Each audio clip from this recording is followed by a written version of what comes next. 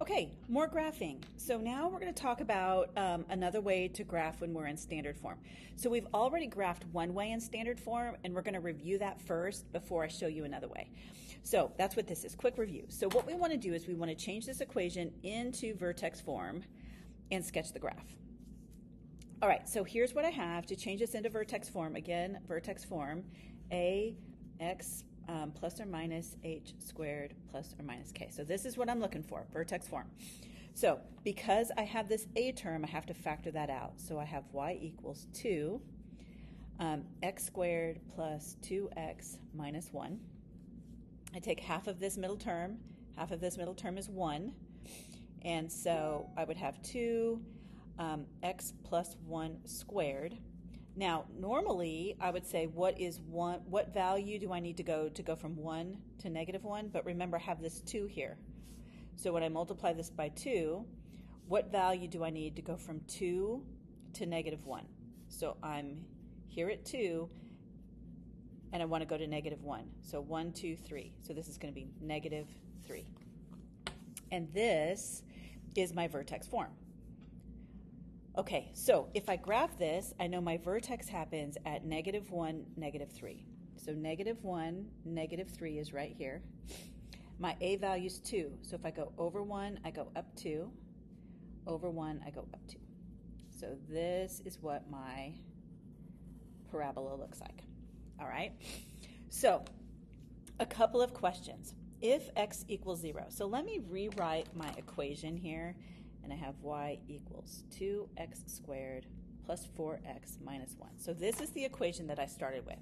It says if x equals 0. So if x equals 0, this goes away, and this goes away, then y equals negative 1. So what this says is I have this ordered pair here of 0, negative 1. And if I go over here to my graph, I have this point at 0, negative 1. Okay, so it says what happens if x equals negative 2? Well, if I look at the same equation, 2 times negative 2 squared plus 4 times negative 2 minus 1. So this is positive when it's squared. So this is going to be 8 minus 8 minus 1. So 8 minus 8 goes away, and this also equals negative 1. Well, what I have here is an ordered pair at negative 2, negative 1, and that's this point that's right here, negative 2, negative 1. Okay, so what we have here is this term of symmetry, and you've heard me talk about symmetry, but I really haven't, we haven't been graphing symmetry. A little bit I was, but what this means is if I draw this invisible line here down the middle, everything that happens on the right side happens on the left side. So this line of symmetry, recall right here, is the axis of symmetry. And as math teachers, we're lazy, so we abbreviate this as AOS, axis of symmetry. So if I look at this equation, I know I have this axis of symmetry because what happens on the right, what happens on the left is the same. So here is the important part. When we're in standard form, so standard form, which is this guy, we can pick out this axis of symmetry. We can get this dotted axis of symmetry with a formula. And the formula here is x equals, now because this line goes up and down, it hits the x-axis, so it's a vertical line, so it's going to be x equals negative b over 2a. And if you're like, okay, how do I remember this? Well, let me give you a key to this. So our quadratic formula is x equals negative b plus or minus the square root b squared minus 4ac all over 2a. So here's our quadratic formula, and we know we can solve any quadratic with the quadratic formula.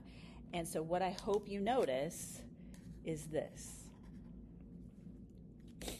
So if you get confused and forget the formula for axis of symmetry, just remember it's just this first part of your quadratic formula, okay? Now, what you'll notice is the vertex is on the axis of symmetry. So the vertex is the x component, or the x value, on the axis of symmetry. So what I have here is negative b over 2a, and then whatever my y value is. Now the other thing that we know when we have something in standard form is we can find the y-intercept. So on this graph, here's my y-intercept, right? So y-intercept, again, this is where we are going to cross or bump the y-axis, okay? And that happens with our c value in the equation. So we make x equals 0, but when x equals 0, this goes away, and this goes away, and this is all that's left. So our y-intercept just happens to be the c value in our standard form of our equation.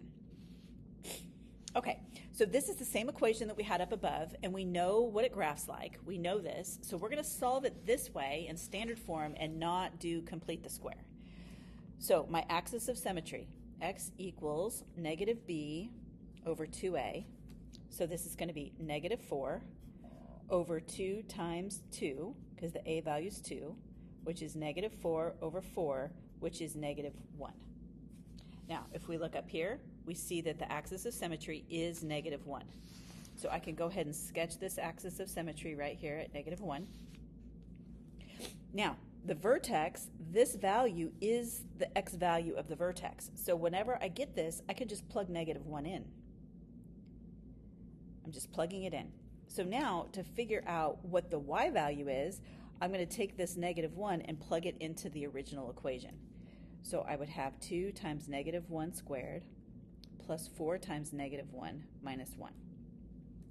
So this is 2 minus 4, oh, my pen's dying, minus 1. Okay, so what this gives me is negative 2 minus 1, which is negative 3. So the vertex of my equation happens at negative 1, negative 3, which, y'all, is what we had up here, negative 1, negative 3.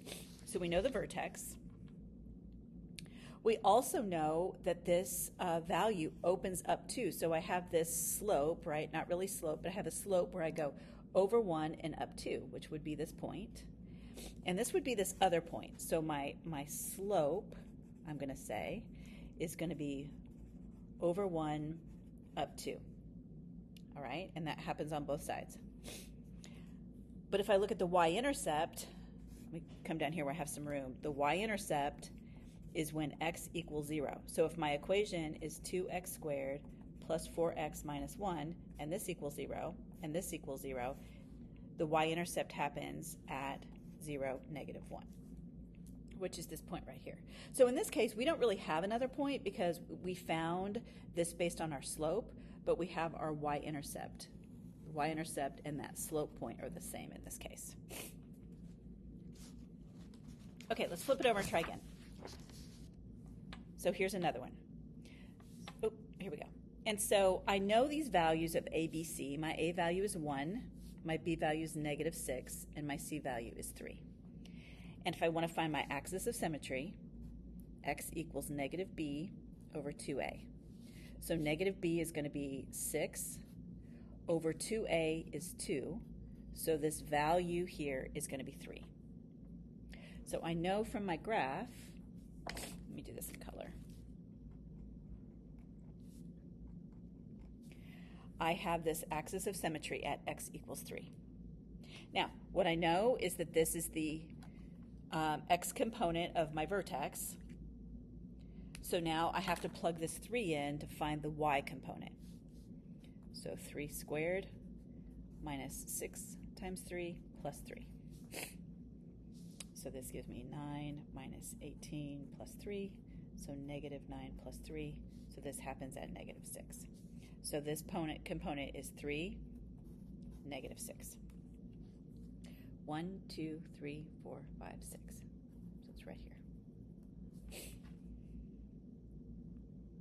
Okay, the y-intercept happens when x equals 0.